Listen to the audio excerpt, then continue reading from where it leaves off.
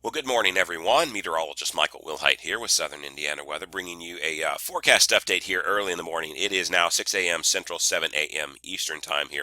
We have another threat for some severe weather this afternoon, and I want to go over that. First off, my apologies for not getting a video out to you yesterday, folks. So, what an inconvenient time for my internet to go down. You might have noticed on my site, I was posting screenshots from my phone all night long because Time Warner Cable just decided to have a nice outage in my area. Never a convenient thing, but that's part of life, I suppose.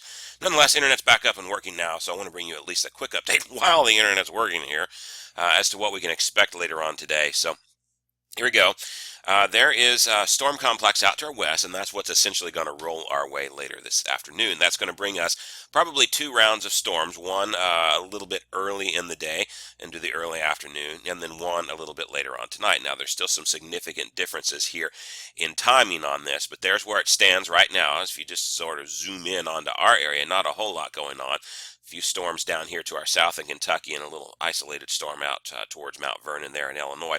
There's that frontal boundary draped right over us, and as that's over our area today, that could be a focal point for bringing some of those storms right back into our area. Now, because of that, there is a slight risk of severe weather the Storm Prediction Center has issued, but it's mainly just to our west. It does kind of clip our counties just a bit. Let me zoom in here a bit, and I don't have the counties overlaid here, but basically Gibson, Vanderburgh, part of Warwick, and Posey are the only ones in the slight risk right now. Everything else is in a marginal risk, and that's probably fair at this point because there are some differences in timing issues.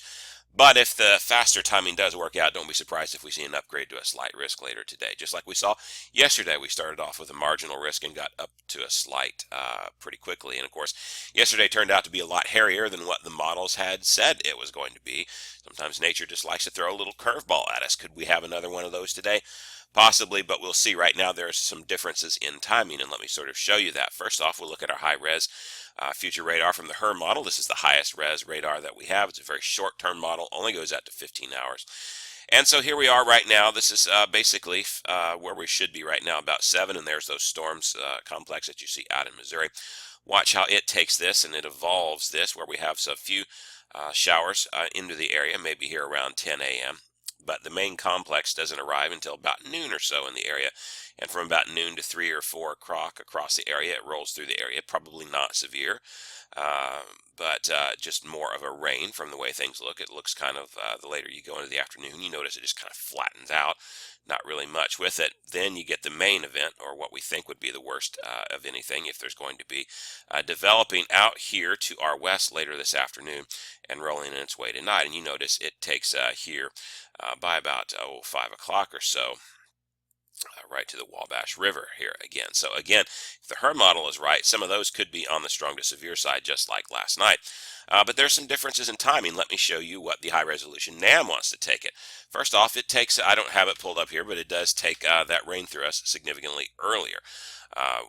It takes it by about 10 a.m. here. We're getting soaked.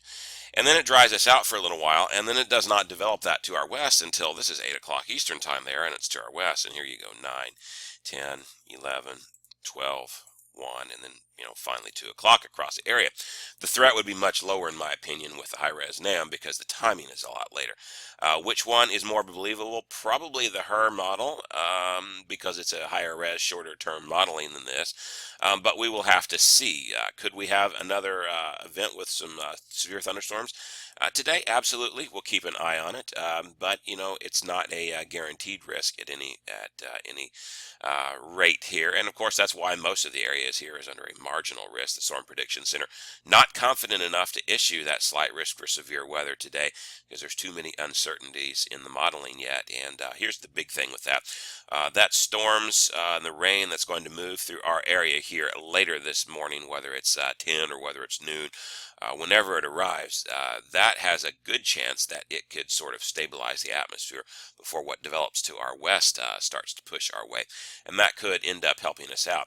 Now, of course, if if that comes through here earlier, and the stuff that develops out there comes through later, well, the risk could be a little bit bigger. So really, the bottom line here, folks, is we're not going to be able to identify what the complete risks are going to be until we start to see some stuff actually develop this afternoon and we figure out what's going to go on. It's sort of going to be what we call a now casting type of event. So just be aware that there could be the chance for some severe thunderstorms later today. Again, like last night, it's not going to be a big tornado risk. There was a funnel cloud reported around Newburgh. There was some damage reported around Evansville, whether that was from a tornado or not, or straight line winds.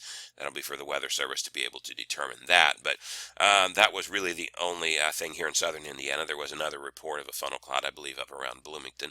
But that was the only couple of warnings that we saw of that type. Mainly everything was for wind and hail, and I think that's what it would be tonight too.